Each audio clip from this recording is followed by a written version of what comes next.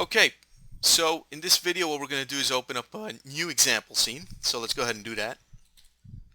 And the example scene that we're going to start off with is called Ambient Occlusion Start.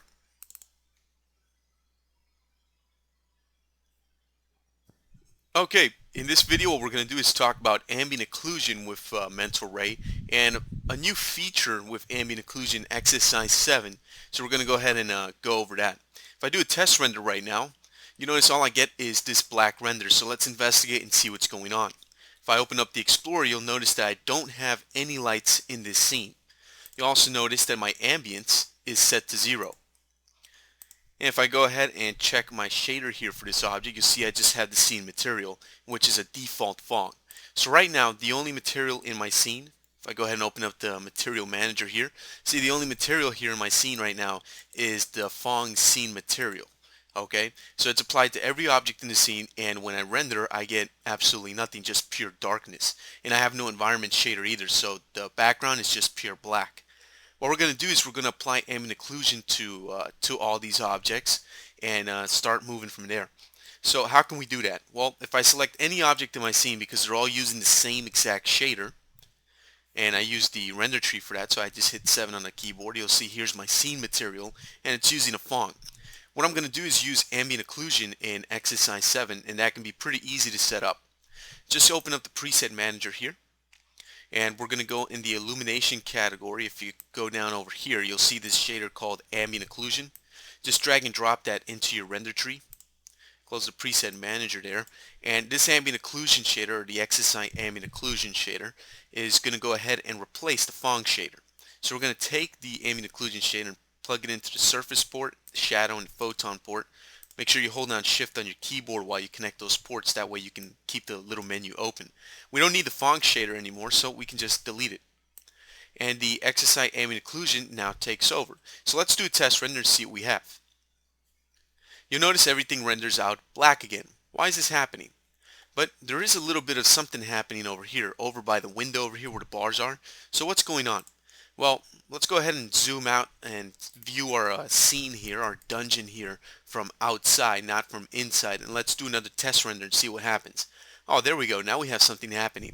Ambient occlusion is working. By default, ambient occlusion is turned on. Let's go over here to render. Let's go to the renderer options. And over here in the renderer options, we're going to see that we have this new Ambient Occlusion tab, which is a new tab in the mental ray options in exercise 7.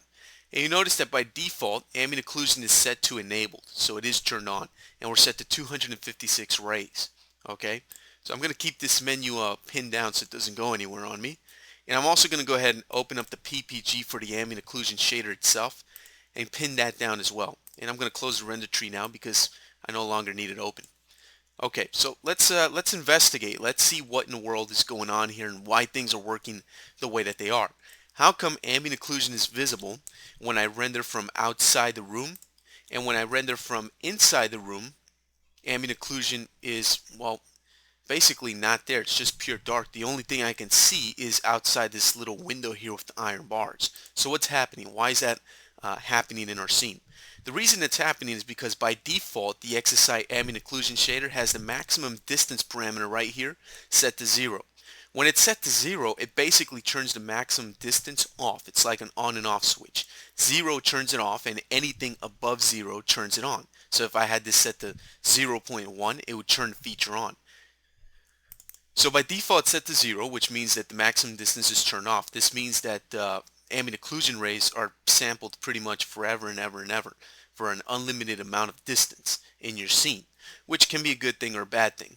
The bad thing to it is that it causes renders to take longer because there's no threshold. There's nothing cutting off the distance where the ambient occlusion rays are calculated, which can be a problem because it can mean that mental rays is making calculations which really aren't necessary to make. Say if an object is too far away from the camera or too far away from another occluding object, what would be the point of having it calculate ambient occlusion if it's not going to have any effect? So what we need to do is go ahead and give this a maximum distance. anything above 0, anything at all. It can be 1,000, 100, 10, 1, 2, 5, whatever you want.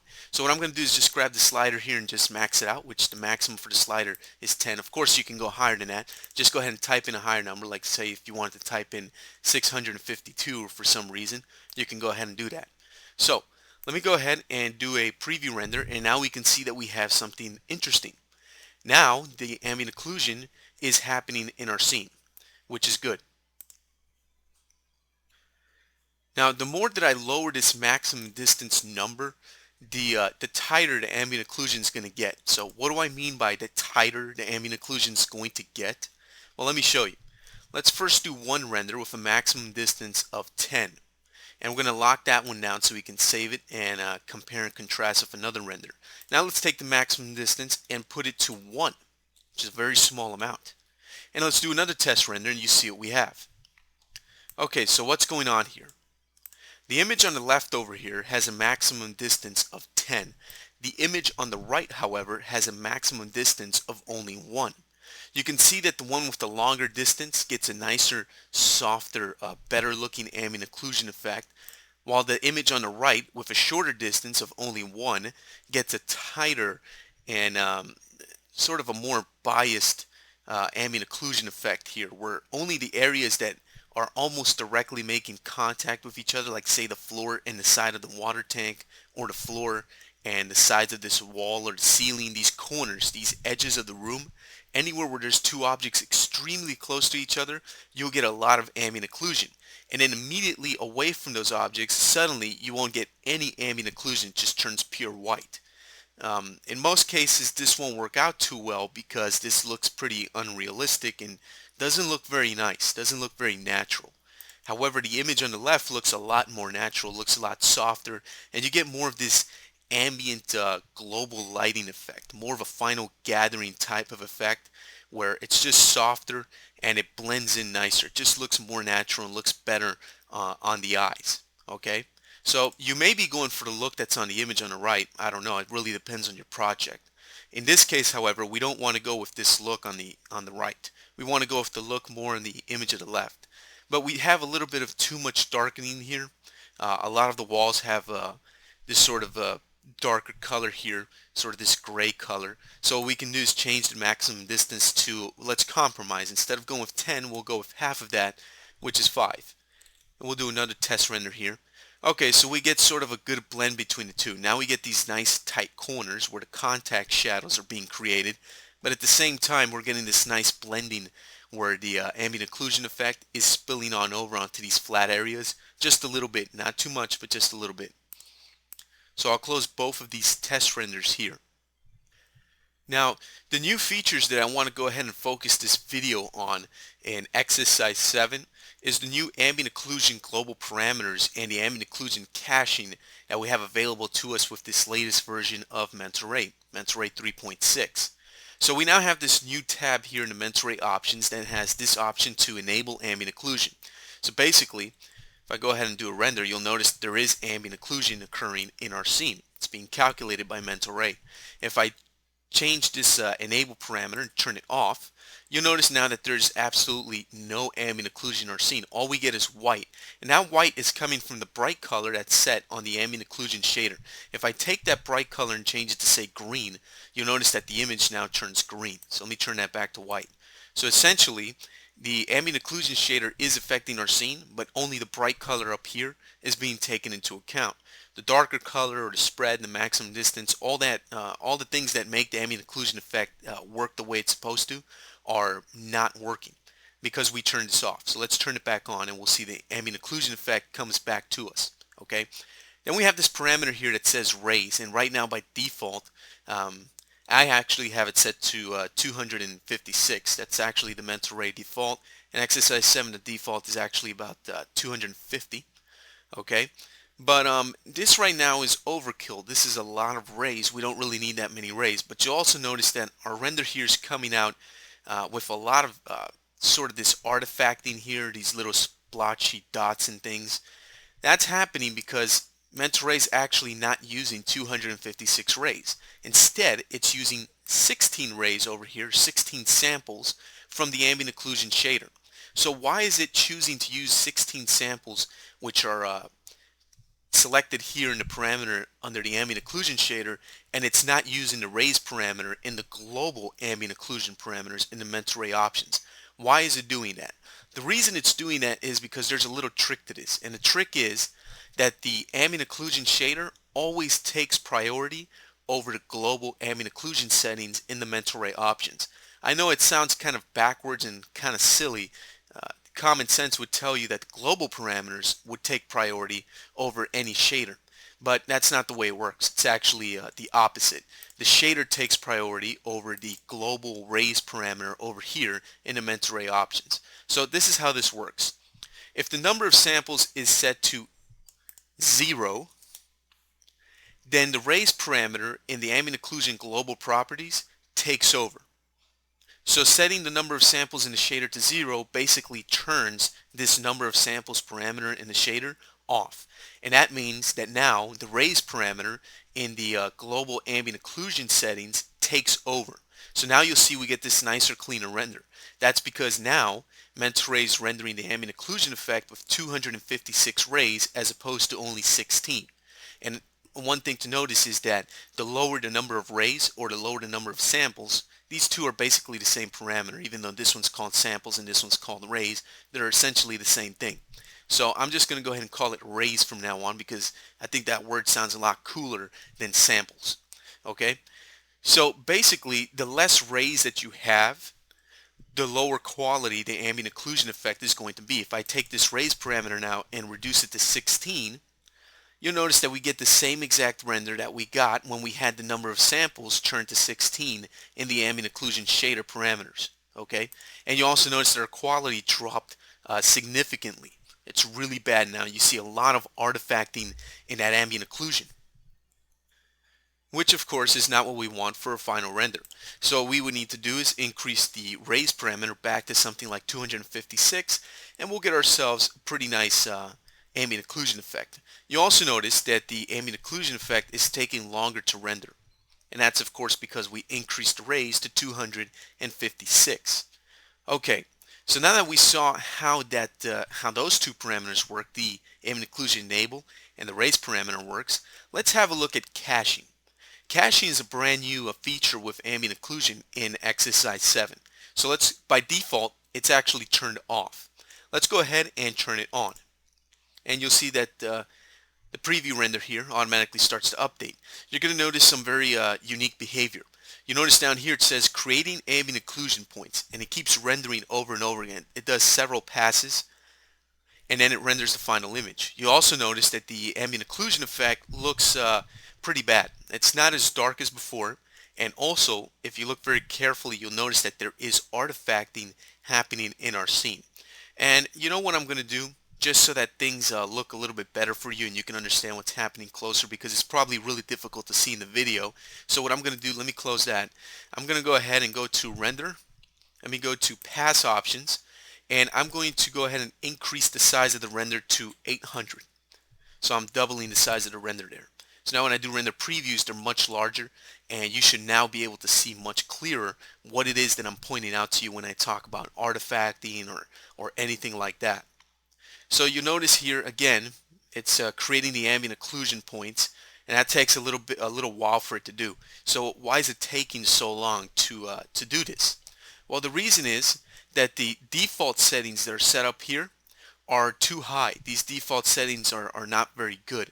They're good for doing final production renders, but they're actually, I would say in my opinion, I would say that that these settings here by default are overkill. They're just way too high. So what you want to do when you're starting out your scene with ambient occlusion caching is you want to drop some of these settings down. So what kind of settings can we drop down?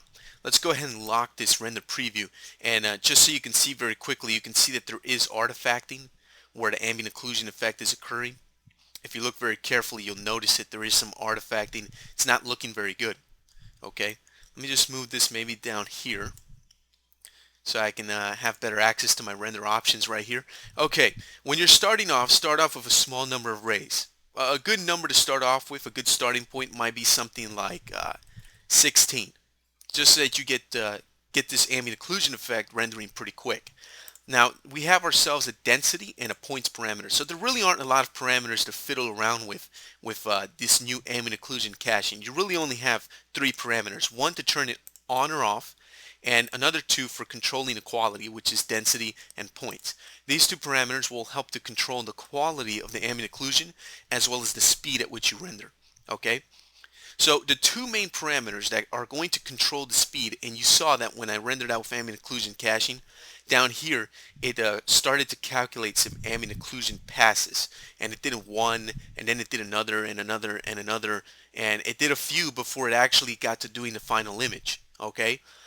The two parameters that are really controlling that is mainly the density parameter here and the raise parameter. The more raise you have, the longer the calculation is going to be.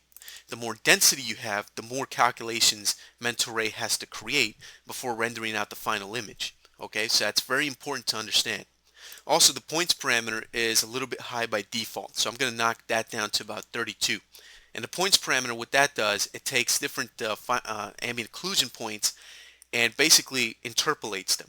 So with ambient occlusion before, when you didn't have caching in previous versions of XSI and Mental Ray, you didn't have the ability to cache ambient occlusion rays, which meant that pretty much any samples you used here in the shader was what you had. So you had to use a pretty large number of samples to get yourself a very nice clean result. And we will be able to see that during this tutorial. Okay. For now, we're just going to mess around here with the caching for a little bit. If I go ahead and refresh this render preview, render this again, you notice now that the ambient occlusion caching calculations are going by really fast. And that's because I'm using less rays now. So you notice that the ambient occlusion is calculating, and then when the final render occurs, you notice the final render happens extremely quick. There's very little anti-aliasing that needs to be done. You also notice that by reducing the number of rays and reducing the number of points that are interpolated with this parameter here, I reduced it from 50 to 32, I get myself some really nasty artifacting here. My render's faster, but my quality just dropped by a good amount. Okay? To increase the quality, what I can do is cheat a little bit.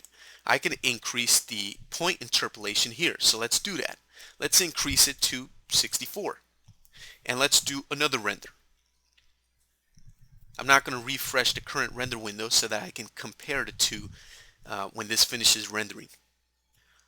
Okay, so I finished rendering, and let me just try to move this over to the side like so. It's going to be a little bit hard to see, so I'll just switch between one render and the other by clicking on them. The left render had these same parameters, 16 rays, 1 for the density, and it had 32 points for the interpolation. Look very closely at this area down here where the water tank meets the floor. There's a lot of artifacting. If we look at the render on the right, there's still artifacting, but there's a lot less artifacting. And what I did was I doubled the amount of points that are interpolated from 32 to 64.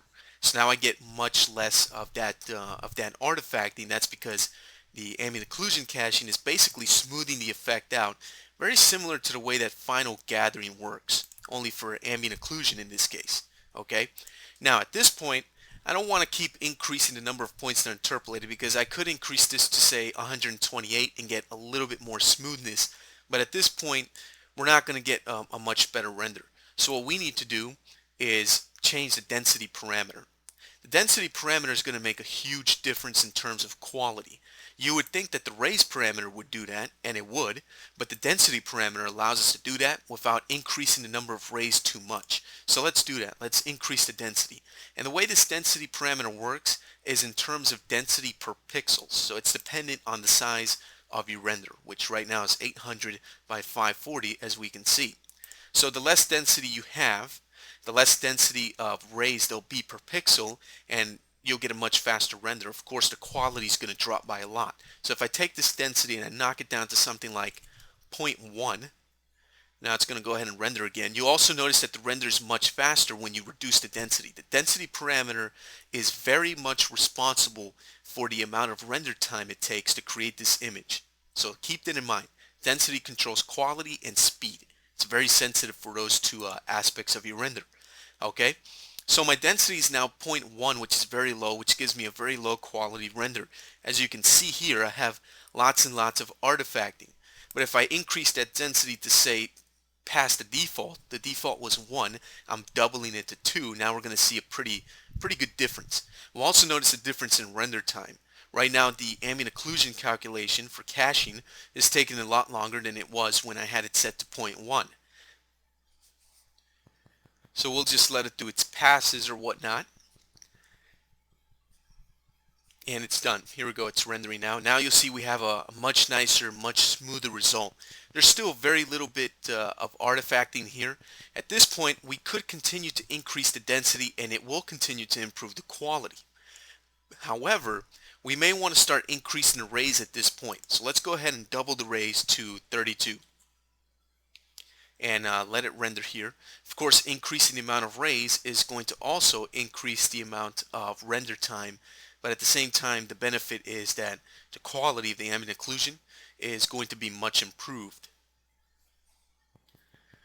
Okay, so there it goes. Now we have ourselves a pretty nice render. This is actually very good and very close to being production ready. So you can see our ambient occlusion effect is it's very clean, it's very smooth, and it looks pretty nice. And you'll also notice that it's not as dark as when you're not using caching. What do I mean by that? Let me show you. Let me lock down this this render preview here. And what I'm going to do is I'm going to turn caching off, and I'm going to leave the rays at 32. Okay. I'm going to come over to the render preview on the left that I had from earlier. Well, that's pretty bad quality right there. And with the caching turned off, I'm just going to go ahead and update this and render again. So here we go. We're rendering with 32 rays. You're going to notice two big differences here. Okay, difference number one between using this left image, which has no caching, and using the right image, which does have the new ambient occlusion caching and XSI 7. What are the two main differences that you see here? Well, if we look at the image on the left with no caching, one of the biggest differences is that there's a couple of areas here, right here in these little steps on the water tank, where the ambient occlusion effect didn't actually work out too well. You have this sort of darkening here, and then there's this sort of edge right here where it's beveled, where the ambient occlusion effect didn't quite work out very good. Okay, you also notice that there's a lot of artifacting in the ambient occlusion effect. You see all these little dots here, all these little speckles, so to speak. That's occurring because we're only using 32 rays for ambient occlusion. To get a good ambient occlusion effect without caching, you're going to have to use a lot of ambient occlusion rays, probably 128 if not higher, to get yourself a nice smooth result. So let's try that out. Let's go ahead and take the rays and increase it to 128. And let's go ahead and refresh this render. And I'm not going to skip ahead. I want you to see how long this takes to render. It's taking a pretty good amount of time to render here. Not too long, but definitely longer than when we were using only 32 rays. You also notice that now a lot of the artifacting pretty much went away. The ambient occlusion effect is a lot smoother and looks much higher quality. But you're also going to notice that the artifact here, this problem here with the beveled corners of these steps, again, it's not catching the ambient occlusion effect very well. Okay, that's without caching, and it also took a little bit longer to render. If we look at the image that does have caching, one of the biggest differences is that we only use 32 rays as opposed to 128. So right there, we already got ourselves a performance benefit. The second difference is right down here, you can see that we don't have much artifacting, if at all. You also notice that the ambient occlusion effect is not as dark as the image on the left. On the left, the ambient occlusion effect here, farther away from these edges, looks pretty similar to the ambient occlusion effect over here in these flat areas farther away from the edges. But the main difference you see is that where there's a contact edge right here, where two surfaces meet, you're going to notice that there's a very dark, almost black line. And over here in the image on the right, we don't have that. It's a very soft, very smooth final gather type effect. So the effect looks totally different. So the next question you have to ask yourself is, well, which one is a better ambient occlusion effect? The one on the left with the darker edge, or the one on the right with the smoother edge? Well, that's really up to the 3D artist and what the project entails. In my opinion, and this is just my opinion, it's not fact, It's not written in stone. It's just my opinion. Okay, the image on the right looks a lot better. Why? Because the ambient occlusion effect is a lot smoother. Very rarely will you get a good ambient occlusion effect when you composite this on top of a final render when these lines are so dark like this. In my opinion, that kind of ambient occlusion doesn't look very natural, doesn't look very pleasing, doesn't look very smooth. It takes away from the final render because you have these very dark contrasting edges in your scene, which in my opinion, honestly, they make the scene look less realistic. I like this effect from the ambient occlusion caching because the effect is smoother, it's more gradual, it looks more natural, it looks more like final gathering, and hence it looks more realistic, at least to me. Again, that's just my opinion. You don't have to go with what I say. I could be totally wrong on that. That's just a matter of taste. Okay? The other thing you'll notice is that it's a very smooth effect. You see that we don't have the artifacting that we had with the first image when we rendered with 32 rays. So essentially, the caching allows us to render with less rays, which allows us to render faster. Without caching, we have to use a lot of rays to get rid of the artifacting in the ambient occlusion effect, which of course if we're using a lot more rays, our ambient occlusion is going to take a lot longer to render. You also notice that here on the steps of the cached ambient occlusion render, the steps actually look much nicer. They don't have that strange white edge right here, right in between the steps. We completely got rid of that in the image on the right, which has ambient occlusion caching, which in my opinion looks a lot more natural and looks much nicer. And this rendered a lot faster. So ambient occlusion caching can be extremely useful.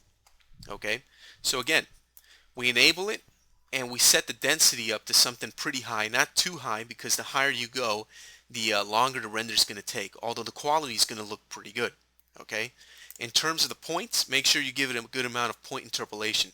The more point interpolation you give it, the smoother the effect's going to be, which gets rid of those dark black edges that I just talked about a couple of seconds ago.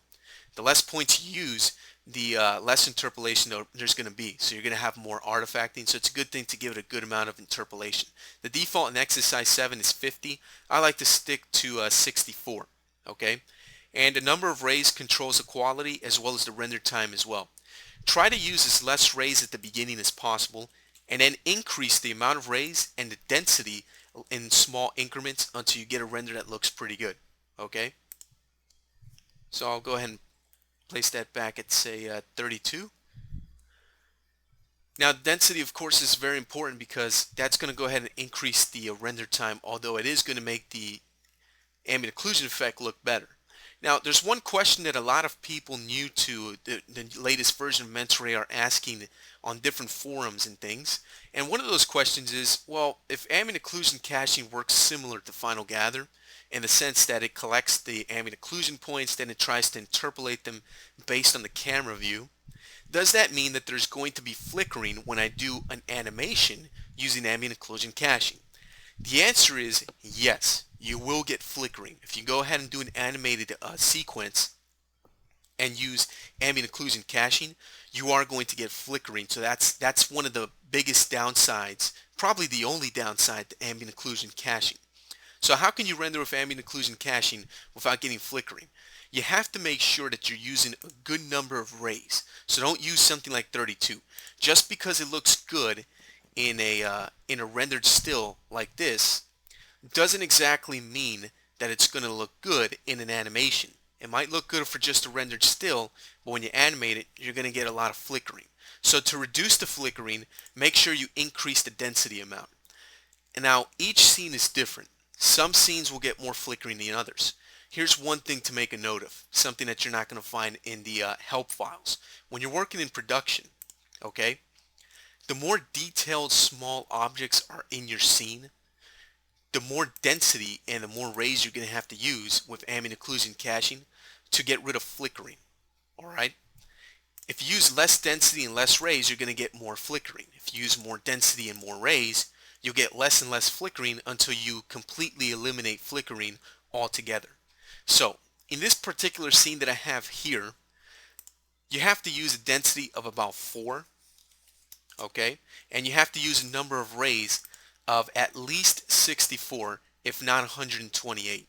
to get yourself a nice flicker-free ambient occlusion caching render. This, of course, with these high settings of a density of 4 and arrays of 64 or even higher, is going to cause the render to take a pretty long time.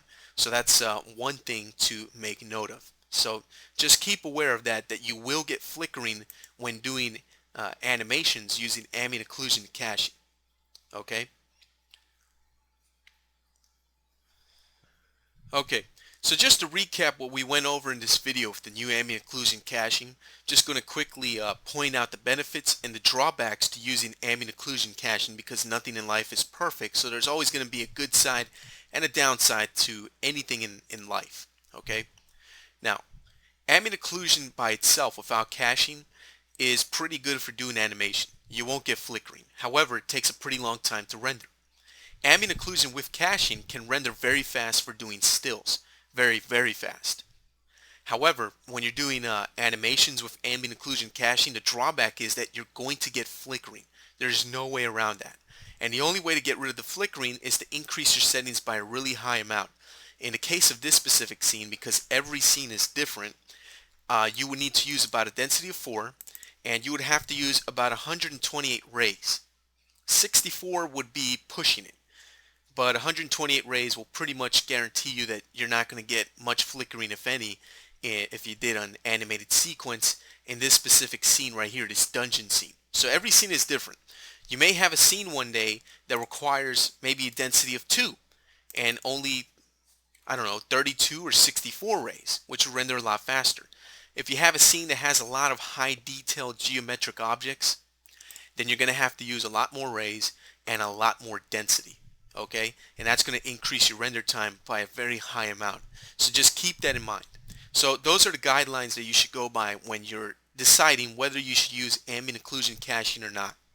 Okay, so the trick to taking advantage of ambient occlusion caching to give you a gain in render speed is to squeeze out the most juice you can out of these settings without going overboard, because like I said before, this density parameter in particular is very, very sensitive, and if you use an amount of density that's higher than what you really could get away with, your render times could increase by a lot. And I'm talking about adding hours of render time to an animated sequence if you don't use this density parameter correctly. So start off with very low parameters, a density of 1, maybe rays of 16 or 32. Put your point interpolation to something like 32 or 64, and just start doing test renders and just start to increase this density parameter first, so you get yourself something that's pretty smooth. If you get to a point where your density parameter has reached 3 or even 4, don't go higher than that, because your render times are going to really, really increase. You want to stick this to something like 2 or 3. Don't go higher than 4. 4 may be something you have to do sometimes to get yourself a good quality render. But after you reach a density of about 2 or 3 and you get a pretty good result, but it could look a little bit better, start to increase the rays from 32 to 64. Chances are you're going to get yourself a good solution. If not 64, then go to 128. But with ambient occlusion caching, the beauty of it is you never really have to go to 256 rays. Very rarely will you have to do that. Most of the time, anything from 32 to 128 rays will give you a very nice render. Okay? So that's going to do it for this ambient occlusion video. In the next video, we'll just continue working on more aspects of mental ray. We have a lot more to cover, so I'll see you then.